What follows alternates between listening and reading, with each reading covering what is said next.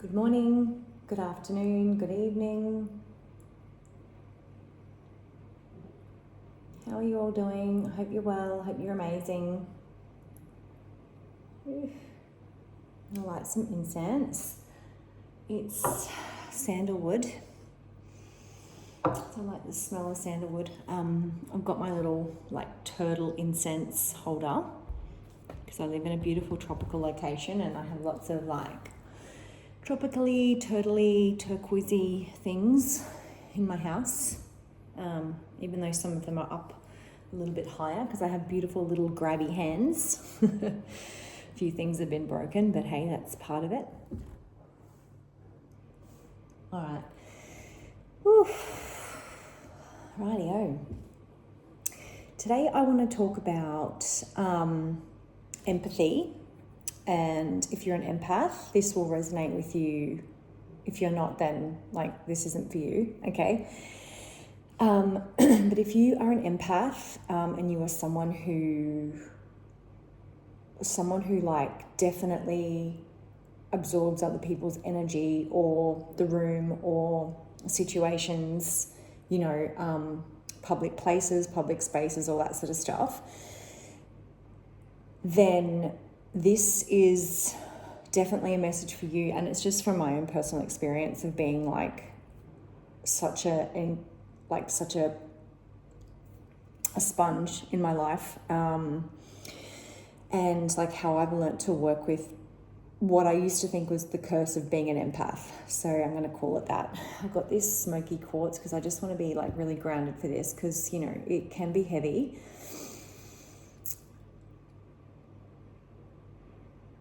Sometimes we feel what the fuck is going on? Because when you're in school and you're in I'm talking a long time ago now when I was in school, they don't teach you about your emotions and how to balance your nervous system out and how to regulate yourself and how to stay away from flame blower adderers. How to, repel negativity and all that sort of stuff. So what happens is if you are a child who's highly empathetic or highly sensitive or, psychic, and you don't really know it, or your parents don't know it and they don't have a clue what's going on and they just think that you're, whatever, you're just moody or you're just whatever. It can be really, really hard, especially if you grow up in a family who don't understand you, and that happens a lot with empaths because everyone else is sort of just on the norm. And I'm not saying that people are just normal and average. That's not what I'm saying. I'm saying there are people who are chosen, and chosen doesn't necessarily mean better than anyone. It just means that you're chosen for a higher purpose or you're chosen for the spiritual path. So you are destined to break out of the matrix, and you connect differently into spirit and the divine, and you pick up on things that other people don't, really hidden intricacies, and you can read energy, and sometimes that can be a curse if you don't understand what the fuck is going on. And that was me as a child. I always knew that I was different, definitely the black sheep of the family. I could see angels. I don't have really strong clairvoyance in terms of vision. That's not my strongest clair. I'm not saying that. I'm not developing that, but I could definitely physically sometimes see angels or light. And I could also see dark entities as well, which is very, very scary if you don't have anyone explain to you what that is or what that means. And this video isn't to scare anybody, because I'm sure if you resonate with this, you 100% know what I'm talking about. If you know, you know. But the point of this video is I used to think it was a curse, and I didn't really understand, and I always felt really debilitated when I was around a lot of people. And I come from a really big extended family, and people were always over, coming and going, doing lots with the school. And then of course I went into a career of sales and being around a lot of people all of the time. big venues and coming into contact with a lot of people all the time. And it can be really challenging if you're one, in the wrong career, or you're in a school that doesn't understand you, or you're with people who don't understand you, or parents. And so you feel, or you could feel, like you're cursed. Like, why do I have all these feelings? Why am I absorbing all of this? And like, a lot of the time you take it on as your own, and you don't understand at the time that it's not yours. It's actually not your energy at all. And that's typically like my experience. Like, I didn't realize that I was like taking on a lot of other people's energy, anxiety. I was absorbing like a sponge, other people's like issues and dramas and stuff like that. And it can happen if you come from, like, if you have like a lot of tension in your household, like with your parents or siblings or extended family, if they don't understand you, or if like one of your caregivers, you know, I pray for you if this is you, is like hyper explosive or like volatile, unpredictable. What happens is it triggers even more of an empathy response. And what I mean by that is, like, it's almost like you're so hyper vigilant about like what the fuck is going to happen next. And so what happens is you start honing in so microscopically to that danger or that volatility. And then what happens is, as you grow up, you unfortunately, if you go into a room or a public place, or you're driving along, or whatever the case may be, it's almost like your senses, your nervous system is honed in to danger, or honed into the negative people in the room, or honed into the people that have got the issues. And then you feel like you always attract those people, you know, and it's really debilitating. But I'm here to tell you that you can turn that all around. You can. Now, it's a really, you know, it's a process. It's a process of shedding. It's a process of really deep healing. It's a process of undoing patterns that we've been taught and stuff like that. Because we don't want to be honed into those people. We don't want to be honed into danger. We don't want to be honed into like a living hell. We don't want to be honed into negativity, or like malice, or like danger or challenging situations. We want to be magnets for abundance and love and light and peace. And you have to do the shadow work to get to that place, and you have to heal, and you have to forgive yourself, and you have to forgive those people that put you in those situations, and you have to expand your consciousness to get there. But you can do it. You can do it, because I have done it. And yes, it can be challenging to overcome those fears and illusions and dangers and things like that, but you can do it, because you don't want to be always on the lookout for what goes wrong, because if that's what you're coded to, then that's what you're going to attract, because the universe is going to go, okay, well, that's what you're thinking and that's what you're like telling me, so you're going to get more of that. And so if you ever do catch yourself in that, you've got to switch it up. And like, I mean, old habits die hard. Like, it's a conscious choice for me every day to be really conscious of that. Like, even this morning, like, and this is kind of what inspired this video, I was driving along and I saw this, and this isn't to cast shade on anybody or anything like that, but I saw this person walking along, and they were in like a dark hoodie, and they had the hood up, and they just looked like someone that I don't want to, be near. No judgment, no shade, protection, Archangel Michael, please be here. And I snapped out of it straight away, because I'm like, I don't want to be driving along honed in on that person. I want to be looking at the gorgeous rainforest that's around me, laughing, singing in the car with my beautiful kids, expecting miracles, expecting the best, like thanking God for this beautiful day, and just being high vibe. So yes, it is a conscious choice, and it does take nervous system healing, because nervous system healing is like absolutely and utterly crucial, like somatic work, to helping us release those feelings of fear, like that cause a physical reaction in our body. Like, if you know, like you'll get that physical, like sick, gut-wrenching feeling. And it's probably not even yours. Like, it's probably not even your energy. It's just something that hits you because, you've gone into a space, or like you've seen something that you don't like or whatever. And, this is where spiritual hygiene every single day is critical, and consciously being aware of what you're thinking is critical. And it takes practice, it takes dedication, it takes daily work. It takes daily work with whatever it is you believe in. So spirit, the universe, the divine light, the highest light of God, the cosmos, Mother Earth, all of that. Crystals, there's lots of beautiful healing modalities.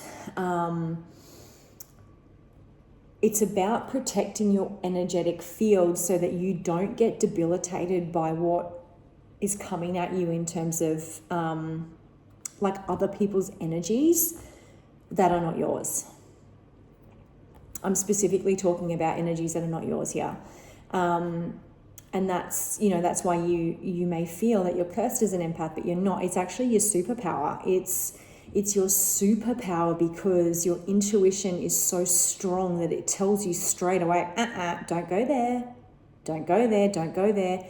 And it gets strengthened the more you listen to it. So the more that you listen to your intuition or your angels or, whatever it is that's alerting you, your gut instinct, the more you listen to it, the stronger it's going to be.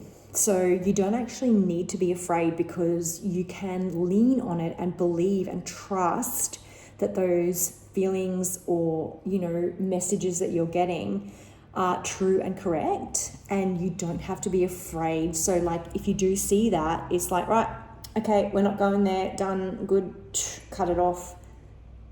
Archangel Michael, please come in and clear it, or make sure you're wrapping yourself in divine white light or gold armor or the armor of God, or you can call in your dragon team, fire, the violet flame, Saint Germain, Archangel Zadkiel, Kali Ma. You can get her to come in and like slash the chains and break the chains. Like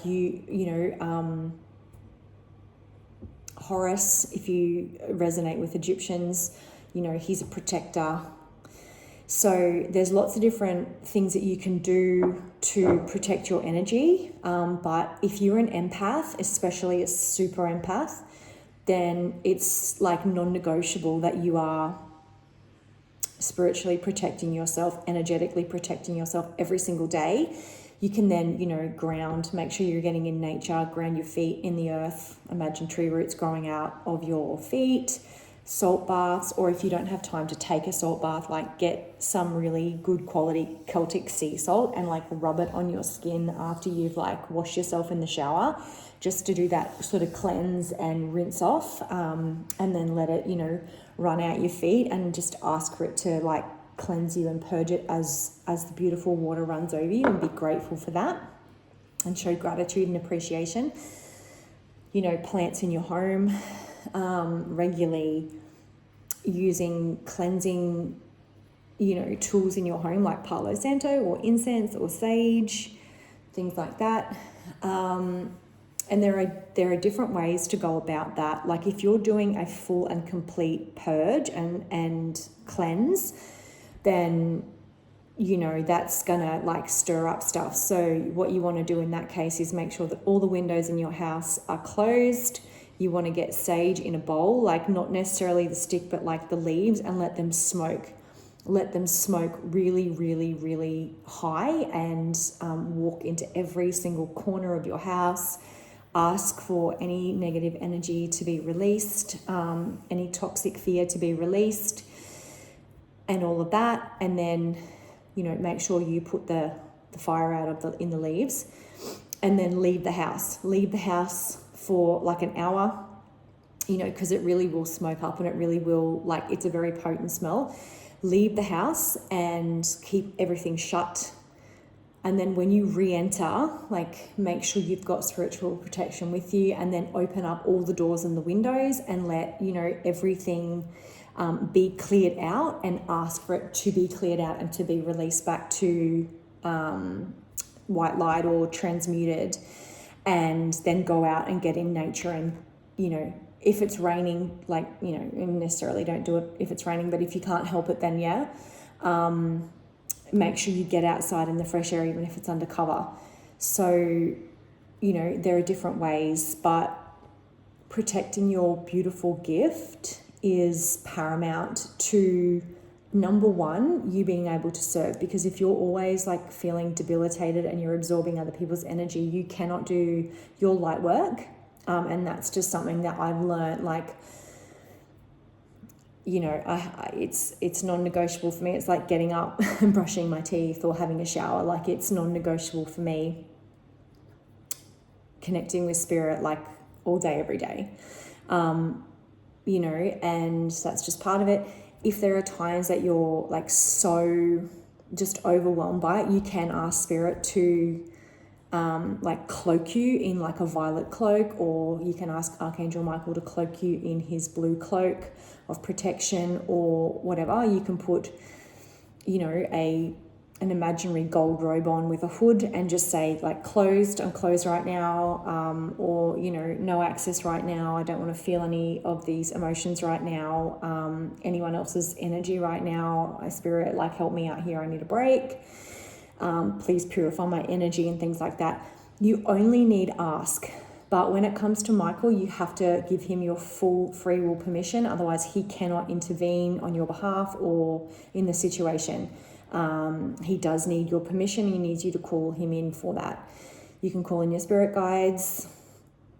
This stuff is really real. Like, people that don't believe in this stuff, you know, whatever, just, you don't listen to those people, okay? Especially if you're a super empath.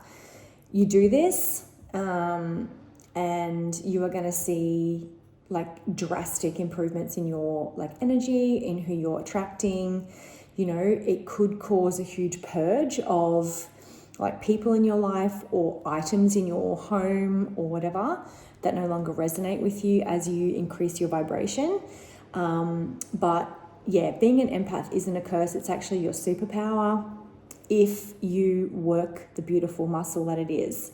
Just like if you go to the gym and you first start out and you're like, holy fuck, I feel like I'm so exhausted and I can't do one more rep, like after half an hour, you know, your very first time going to the gym. And then after you've been going to the gym for a few months, you're like, oh fuck, this is awesome. I can lift heavier weights, I'm jacked, like I'm starting to see muscle here, I've got way more energy here, I'm making better choices, you know, I'm eating better, like everything sort of starts to align for you. So